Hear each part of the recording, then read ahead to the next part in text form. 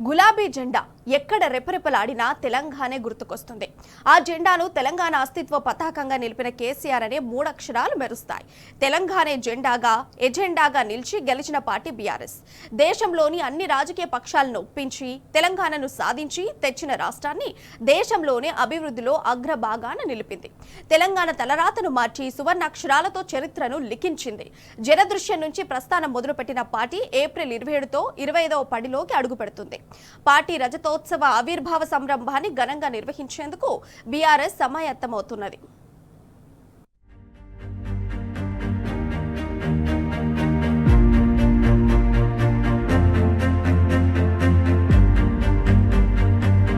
తెలంగాణ కోసం ఉద్యమించిన పార్టీ, తెలంగాణను సాధించిన పార్టీ, 10 ఏళ్లు తెలంగాణను అభివృద్ధి చేసిన పార్టీ తెలంగాణ రాష్ట్ర సమితి. ప్రస్తుతం భారత రాష్ట్ర సమితి త్వరలో రజతోత్సవ సంవత్సరంలోకి అడుగిడబోతున్నది. 2001 ఏప్రిల్ 27న తెలంగాణ అస్తిత్వ పతాకగా పురుడు పోసుకున్న పార్టీ ఏప్రిల్ 27, 2025 నాటికి 24 సంవత్సరాలు పూర్తి చేసుకుని 25వ సంవత్సరంలోకి ప్రవేశించనున్నది. ఈ నేపథ్యంలో పార్టీ రజతోత్సవ ఆవిర్భావ ప్రారంభ వేడుకల్ని ఘనంగా నిర్వహించాలని బీఆర్ఎస్ నాయకత్వం భావిస్తున్నది. తెలంగాణ రాష్ట్ర సాధన కోసం బీఆర్ఎస్ 14 ఏళ్లు అవిరామంగా పోరాటం చేసి అనేక ఉద్యమాలు చేసింది.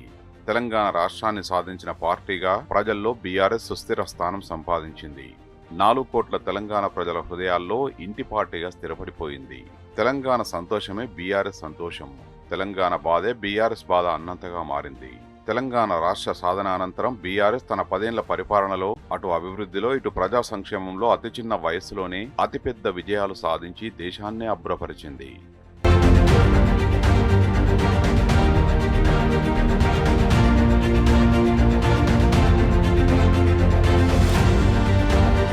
బీఆర్ఎస్ ఆవిర్భవించి ఏప్రిల్ 27 నాటికి 24 ఏళ్లు పూర్తయి 25వ వసంతంలోకి అడుగుపెడుతున్న సందర్భంలో సుదీర్ఘ పోరాట ప్రయాణం, ఉద్యమ ఘట్టాలు, మరుపురాని సమరశీల అంశాలను ప్రజల్లోకి తీసుకెళ్లాలని భారీ ఎత్తున కార్యాచరణపై కసరత్తు చేస్తున్నది. పార్టీ ఆవిర్భావ రజతోత్సవ సంరంభాన్ని అద్వితీయంగా ప్రారంభించి ముందుకు సాగాలని పార్టీ అధినాయకత్వం భావిస్తున్నది. ఏప్రిల్లోనే రజతోత్సవ సంవత్సరం ప్రారంభం కానున్న నేపథ్యంలో ఫిబ్రవరిలో అనుకున్న బహిరంగ సభను నిర్వహించి ఆ తర్వాత నుంచి పార్టీ ఆవిర్భావ దినోత్సవమైన ఏప్రిల్ 27 వరకు వరుస కార్యక్రమాలు నిర్వహిస్తే బాగుంటుందని పార్టీలో చర్చ జరుగుతున్నది. అయితే పార్టీ సంస్థాగత నిర్మాణం, అధ్యక్ష ఎన్నిక వంటి అంశాలు ప్రతి 2 ఏళ్లకోసారి నిర్వహించుకోవడం సర్వసాధారణమేనని పార్టీ రజతోత్సవ ప్రారంభ వేడుకల సందర్భంగా బీఆర్ఎస్ పార్టీ చరిత్రాత్మక ప్రయాణాన్ని, తెలంగాణను ఉన్నతంగా తీర్చిదిద్దిన ప్రస్థానాన్ని, కేసీఆర్ నాయకత్వాన్ని, ప్రతిభ, దార్శనికతను దశ దిశలా చాటేలా కార్యక్రమాలు నిర్వహించేందుకు సన్నద్ధమవుతున్నారు.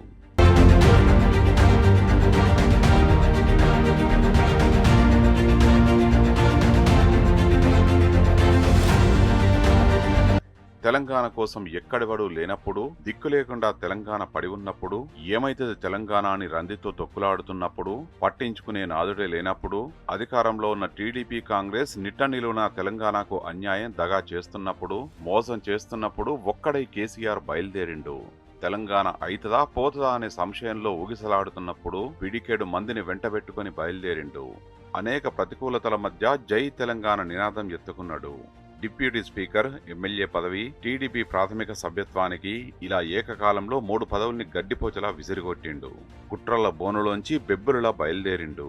2001లో ఆవిర్భవించినప్పటి నుంచి ఇప్పటిదాకా బీఆర్ఎస్ అనేక ఆటుపోట్లను ఎదుర్కొన్నది. కేసీఆర్ సత్సుడో తెలంగాణ వత్సుడో, కేసీఆర్ శవయాత్రో తెలంగాణ జయత్రయాత్రో అని నినదించి నవంబర్ 29, 2009 ఆమరణ నిరాహార దీక్ష ప్రారంభించి డిసెంబర్ 9 తెలంగాణ ప్రకటనతో కేంద్రం దిగివచ్చేలా చేసిన చరిత్ర కేసీఆర్ది, బీఆర్ఎస్ పార్టీది. ఎంచుకున్న లక్ష్య సాధన కోసం ప్రతి సందర్భాన్ని తెలంగాణ సందర్భంగా మలిచిన చరిత్ర కేసీఆర్ది. ఆందోళనలు, ఆమరణ నిరాహార దీక్షలు బహిరంగ సభలు మాత్రమే కాదు, ఉప ఎన్నికలను సైతం ఉద్యమ వ్యూహంగా మలిచిన చరిత్ర కేసీఆర్.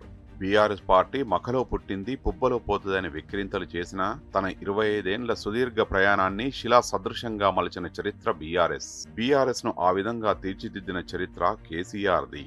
కేసీఆర్ నాయకత్వానికి తిరుగులేదని అనేక సందర్భాలు నిరూపించాయి.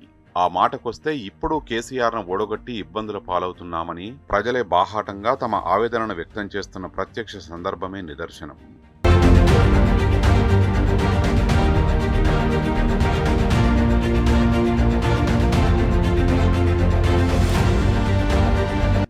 బీఆర్ఎస్ పార్టీ ఆవిర్భవించి ఏప్రిల్ 27తో 25వ సంవత్సరంలోకి అడుగుపెడుతున్న నేపథ్యంలో పార్టీ అధినేత కేసీఆర్ అధ్యక్షతన త్వరలో రాష్ట్ర కార్యవర్గ సమావేశం నిర్వహించనున్నది. ఏప్రిల్ 27వ తేదీన ప్రతినిధుల సభను నిర్వహించుకోవాలా, లేదంటే పార్టీ అధ్యక్ష ఎన్నిక ఉన్న సెప్టెంబర్లో భారీ బహిరంగ సభ నిర్వహించుకోవాలా అనే విషయాలపై పార్టీ లోతుగా సమాలోచనలు జరుపుతున్నది.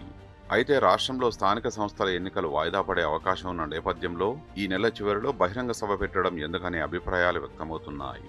పార్టీ ఆవిర్భావ వేడుకల నేపథ్యంలో ప్రతినిధుల సభ పెట్టడమా, ఏప్రిల్ నెలాఖరుతో మొదలుపెట్టి సంస్థాగత నిర్మాణం పూర్తి చేసుకుని సెప్టెంబర్లో జరిగే అధ్యక్ష ఎన్నిక నాటికి భారీ బహిరంగ సభ పెట్టుకోవడమా అనే అంశాలపై కార్యవర్గ సమావేశంలో విస్తృతంగా చర్చించే అవకాశాలున్నాయని తెలిసింది. అన్ని స్థాయిల్లో సమాలోచనలు చేసి సుదీర్ఘంగా చర్చించి ఒక నిర్ణయం తీసుకునేందుకు త్వరలో పార్టీ కార్యవర్గ సమావేశం నిర్వహించనున్నట్లు తెలుస్తున్నది.